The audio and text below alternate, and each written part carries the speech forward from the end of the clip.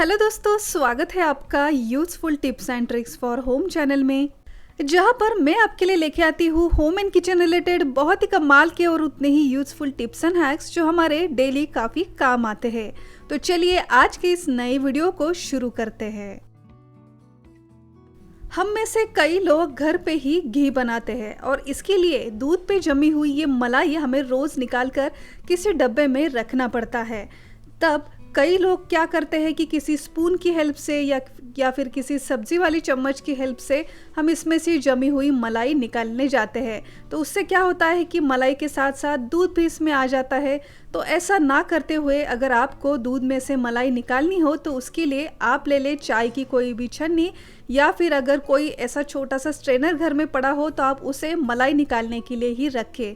उससे मलाई के साथ बिल्कुल भी दूध नहीं आएगा, सिर्फ मलाई ही इसके साथ आसानी से निकलने में मदद होगी। हमारी अगली टिप भी इसी मलाई को लेकर ही है। रोज जमी हुई ये मलाई किसी कंटेनर में भरकर जब इसे हम फ्रिज में रखते हैं, 1 से 2 दिन भी अगर इससे घी बनाने में लेट हो गया तो आपने देखा होगा ये मलाई काफ़ी खट्टी हो जाती है, इसमें से एक बैड स्मेल भी आने लगती है। तो ये मलाई खट्टी ना हो जाए इसके लिए इस मलाई के कंटेनर को हमें फ्रिज में नहीं, हमें रखना है फ्रीज़र में। फ्रीज़र में रखने से आप देखोगे ये बिल्कुल भी खट्टी नहीं बनेगी।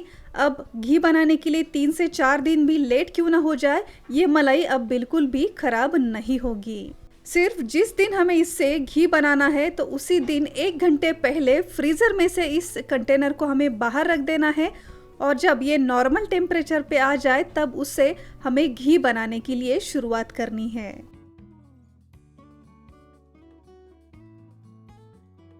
हमारी अगली टिप है दूध को लेकर। जब भी मार्केट से हम ऐसा कोई दूध लाते हैं, इसे गर्म करने से पहले हमेशा इसमें से ये जो कच्चा दूध है इसे आप निकाल के रख दे। अब आप कहोगे कच्चा दूध और वो किसके लिए? तो इस कच्चे दूध के भी काफ़ी सारे फायदे हैं, आप सुनकर हैरान हो जाओगे। इस कच्चे दूध की हेल्प से नहाने से पहले 15 मिनट के लिए आपको इसे लगाना है आपके चेहरे के ऊपर या फिर हाथ पैरों पर आपको इसे लगा कर रखना है। कच्चे दूध की हेल्प से आप देखोगे आपकी स्किन पर बिल्कुल भी दाग धब्बे नहीं रहेंगे। चेहरे पर या फिर हाथों पर अगर टैनिंग हो चुकी है तो उसे भी रिमूव करने के लिए ये दूध बहुत ही हेल्पफुल होता है। अगर रिंकल्स वगैरह आते हैं तो उसके लिए भी ये दूध बहुत ही फ़ायदेमंद होता है। तो इस कच्चे दूध का ऐसा इस्तेमाल आप ज़रूर करें, आपको कुछ ही दिनों में इसका फ़र्क दिखाई देगा। जब भी मार्केट से हम ऐसा कोई कैलेंडर या फिर बच्चों के लिए चार्ट पेपर वगैरह लेके आते हैं तो ये बड़ा होने के कारण कुछ इस तरीके से रोल किया हुआ हमें मिलता है। तो और इसे हम जब खोलने की कोशिश करते हैं तो ये बार बार रोल भी होता रहता है, ये फ्लैट नहीं हो पाता। तो इसे आसानी से सीधा करने की एक जुगाड़ू ट्रिक, आप इसे कुछ इस तरीके से उल्टा करें और जिस साइड से इसे हमने रोल किया था उसकी उल्टी साइड से हमें अब ये चार्ट पेपर रोल करना है। 1 से 2 मिनट के लिए हमें ऐसे ही रख देना है। 2 मिनट के बाद अब जब इसे हम खोलेंगे तो आप देखेंगे ये बिल्कुल भी रोल नहीं होगा, फिर से ये फ्लैट हो जाएगा। तो ये छोटी सी ट्रिक आप ट्राई करके ज़रूर देखिए, ये आपके डेली के कामों में बहुत ही काम आने वाली है। जब भी मार्केट से हम कोई शूज़ लाते हैं तो इस शूज़ के साथ हमें इसका बॉक्स भी मिलता है। शूज़ तो हम निकाल देते हैं, लेकिन ये जो बॉक्स है इसे बेकार समझकर हम फेंक देते हैं, लेकिन इसे बिल्कुल भी फेंकेगा नहीं, ये बॉक्स काफ़ी काम की चीज़ है। अगर आपके पास शूज़ को रखने के लिए कोई शूज़ रैक नहीं है, ऑर्गेनाइज़र नहीं है, तो आप इसी एक शूज़ बॉक्स का यूज़ कर सकते हो। इस एक ही बॉक्स में आप वर्टिकली 3 से 4 शूज़ आसानी से रख सकते हो, जिससे फैले हुए ये शूज़ ऑर्गेनाइज भी लगेंगे।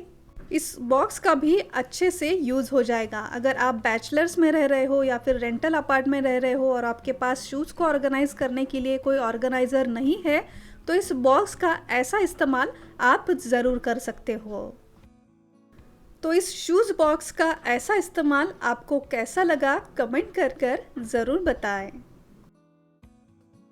हमारी अगली टिप है फ्रिज क्लीनिंग को लेकर। फ्रिज हम अंदर और बाहर से तो रेगुलरली क्लीन करते ही है, लेकिन फ्रिज डोर पे लगा हुआ ये जो रबर है इसे कई बार हम साफ़ करना ही भूल जाते हैं।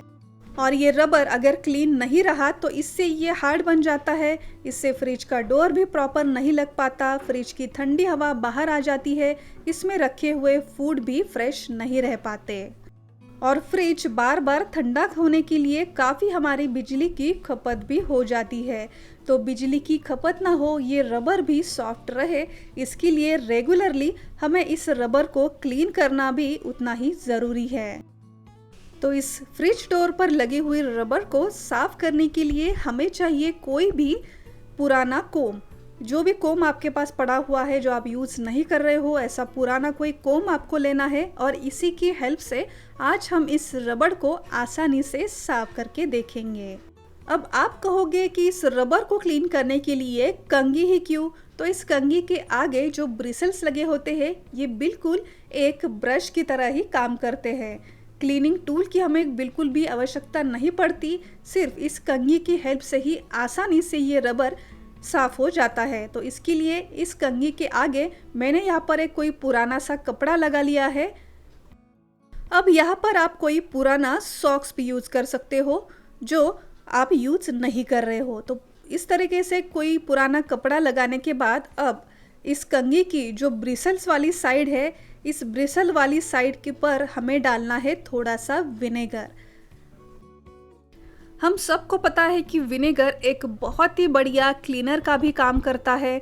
इस रबर में जो भी फंगस जमा है इसे वो आसानी से दूर भी करेगा, इसमें जो भी बैड ऑडर होगी उसे भी रिमूव करने में ये विनेगर काफ़ी काम आता है। इसके लिए हम इस ब्रिसल वाली साइड पे डालेंगे थोड़ा सा विनेगर। विनेगर नहीं है तो नॉर्मल लिक्विड वाले पानी से भी आप इसे साफ कर सकते हो। और हाँ, अगर आपके इस फ्रिज डोर की रबर पर काफ़ी सारी फंगस जमा हो गई है जो काफ़ी साल पुरानी है, तो इसे निकालने के लिए आप इसमें थोड़ा सा बेकिंग सोडा सबसे पहले स्प्रेड करें और उसके बाद इस कंघी और पुराने कपड़े से आप इसे साफ करें तो ये आसानी से साफ भी हो जाएगी। तो आप यहाँ पर देख सकते हो सिर्फ इस कंघी की हेल्प से बहुत ही आसानी से इसमें जमी हुई फंगस क्लीन होती जा रही है। कई बार इस रबर को क्लीन करने के लिए हम कोई शार्प चीज़ यूज़ करते हैं जिससे ये रबर डैमेज हो जाती है, ख़राब हो जाती है। इसके लिए आप इस कंघी का इस्तेमाल ज़रूर करें। तो आप रिज़ल्ट यहाँ पर खुद देख सकते हो, बहुत ही बढ़िया ये फ्रिज डोर का रबर अब क्लीन हो गया है। काफ़ी सारे डर्ट इस कपड़े पर आपको दिखाई दे रही होगी। तो इस फ्रिज डोर के रबर को क्लीन करने के लिए कंघी का ऐसा कमाल आपको कैसा लगा, हमें कमेंट कर ज़रूर बताएं। और आज के इस वीडियो में से कौन सी टिप आपके लिए नई और यूज़फुल रही, हमें कमेंट कर ज़रूर बताएं। और अगर अब तक आपने इस चैनल को सब्सक्राइब नहीं किया है तो अभी जाकर सब्सक्राइब कीजिए, ये बिल्कुल फ्री है। सब्सक्राइब बटन के आगे एक नोटिफिकेशन बेल है, उसे भी प्रेस करना बिल्कुल ना भूलिए।